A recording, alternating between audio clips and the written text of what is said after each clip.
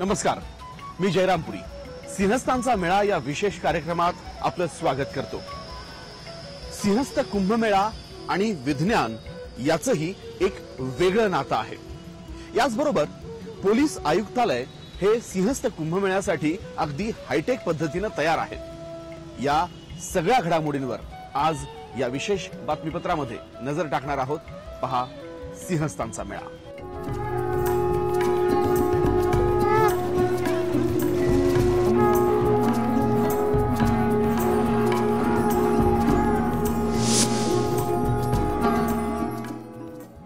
कुंभमेळा म्हटलं की त्याला धार्मिक महत्व हे आपोआपच येतं, परंतु कुंभमेळ्याचं वैज्ञानिक महत्व, कुंभमेळ्याचं विज्ञानाशी असलेलं नातंही तितकंच महत्वाचं आहे.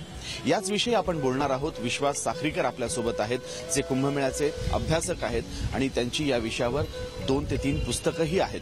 त्यांच्याशी चर्चा करूयात. सर, स्वागत करतो साम टीव्हीच्या या कार्यक्रमामध्ये. आपण सांगाल की कुंभमेळा आणि विज्ञान हे नेमकं काय आहे, यांचा काय संबंध आहे नेमका? कुंभमेळा आणि विज्ञानाचा असा संबंध आहे की अवकाशस्थ जी ग्रहस्थिती आहे, ज्याला आपण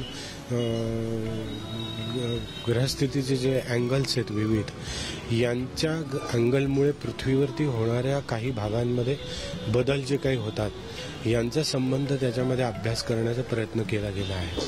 आणि हा फार प्राचीन कालापासून प्रयत्न केला गेला आहे. याचा विज्ञानाशी असा संबंध आहे की अंतरिक्षीय ज्या घटना आहेत, या अंतरिक्षातल्या घटनांचा पृथ्वीवरती येणारा जो परिणाम आहे, हा परिणाम शास्त्रज्ञांनी म्हणजे आपल्या ऋषिकुलांनी पूर्वीपासून शोधून काढला आहे की आकाशात विशिष्ट ग्रहस्थितींचे कोण एकमेकांशी झाल्यानंतर त्या कोणांच्या विद्युत आणि चुंबकीय म्हणजे इलेक्ट्रो आणि मॅग्नेटिक या दोन यांचा परिणाम तिथल्या पाण्यांवर, वनस्पतींवर, वृक्षांवर, त्या जागांवर कुठल्या जागी होतो, या जागा त्यांनी शोधून काढल्या आहेत. आणि त्या शोधलेल्या जागांपैकी नाशिक हे जागा आहे.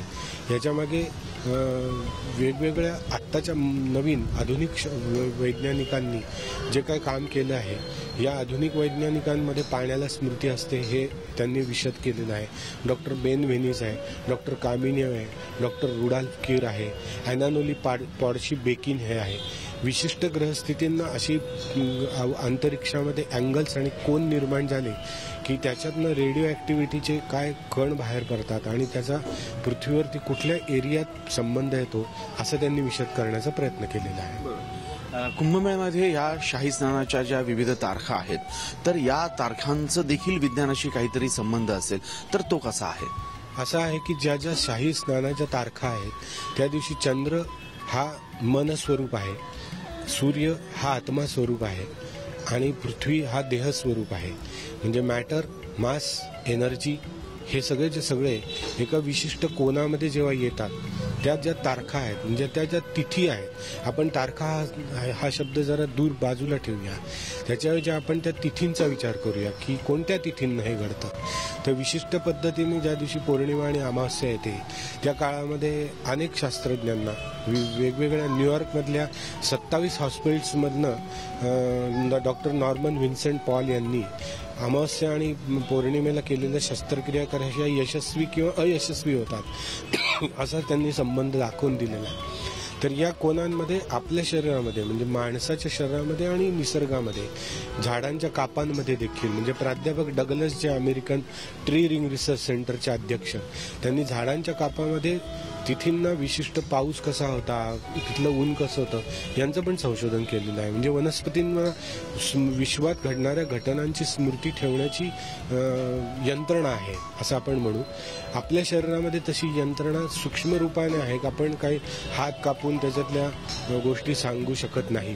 त्याच्यामुळे या सगळ्या ज्या आहेत, पौर्णिमा, अमावस्या, द्वादशी, व्यतिपात योग किंवा ग्रह नक्षत्रांचे वेगवेगळे कर्ण, ग्रहणं, या सगळ्या वेळेला या घटना पृथ्वीवर घडताना दिसून येत आहेत असं सौर वादळांच्या उंचींवरनं आपल्याला दिसून येतं.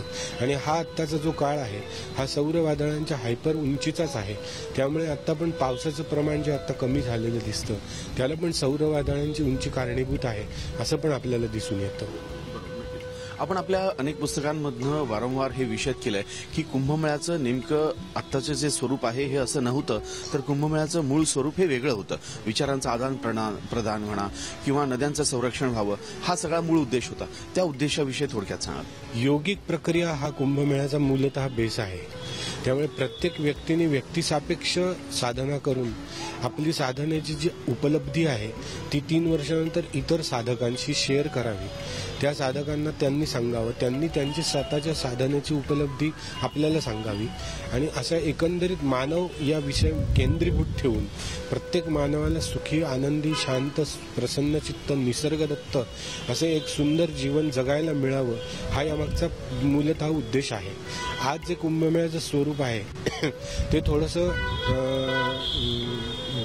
काय आपण याला म्हणूया की थोडंसं शोभेचं स्वरूप प्राप्त झालेलं आहे. याच्यामध्ये ज्ञान आणि विज्ञानांची ग्लॅमरस झालेलं आहे. याच्यामध्ये ज्ञान आणि विज्ञानांचा जो ॲक्च्युअली संबंध यायला पाहिजे, लोकांचा एकमेकांशी संपर्क व्हायला पाहिजे, ज्ञानाचा आणि विज्ञानाचा, हे वर्षभराचाच हा विषय आहे. एक वर्षभर साधू इथं राहत असत पूर्वी, तर त्या काळामध्ये प्रत्येकजण आपल्या शंका, कुशंका, सुखदुःख, संसारातले व्यापताप यांचं सांगण्यासाठी कोणीतरी पाहिजे. म्हणून अधिकारी व्यक्ती जे होते, योगी होते, की ज्यांचा संसाराशी संबंध नसेल पण त्यांचा मानव्याशी संबंध आहे, अशा योगी लोकांच्या माध्यमातून ते स्वतःचं शंकांचं, दुःखांचं निराकरण करून स्वतःचं आयुष्य उन्नत करत असत. काही चुका झाल्या असतील तर त्या त्यांच्याशी सांगत असत, त्या त्यांना मार्गदर्शन करून त्या चुका कशा दूर करायचा याच्यासाठी काय जप, तप, स्वाध्याय, लोकसेवा, अन्नदान वगैरे वगैरे, गरिबांसाठी जे काय करता येईल ते पण करावं. या दृष्टीने सामाजिक, यौगिक, वैश्विक आणि कॉस्मिक या सगळ्या दृष्टीने हा एकत्रित अभ्यास पद्धती म्हणजे कुंभमेळा आहे, जो आज आपल्याला कमी दिसताना दिसतो, असं दिसून येतं. खूप खूप धन्यवाद आमच्याशी. आभारी. नक्कीच कुंभमेळ्याचा धार्मिक उद्देश किंवा धार्मिक महत्त्व डोळ्यासमोर ठेवून वैज्ञानिक दृष्टीनं यावेळेचा कुंभमेळा आपणही अनुभवा आणि नाशिकला या. कॅमेरामॅन लोकेश माळीसह जयरामपुरी, साम टीव्ही, नाशिक.